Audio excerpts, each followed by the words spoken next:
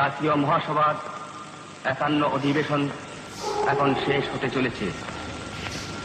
আমার পক্ষে এটা বড়ই আনন্দের বিষয় যে এবারকার কার্যাবলী এমন নির্বিঘ্নে সুসম্পন্ন হয়েছে। আমি যখন হরিপুরায় রওনা হই তখন অনেকের মনে এরকম আশঙ্কা দেখা দিয়েছিল যে হয়তো হরিপুরায় গত সুরাত কংগ্রেসের পুনরভিনয় হতে পারে, কিন্তু এটা আমাদের পক্ষে বড়ই সুখের কথা যে ভগবানের আশীর্বাদে সেই সমস্ত আশঙ্কা অলীক প্রতিপন্ন হয়েছে।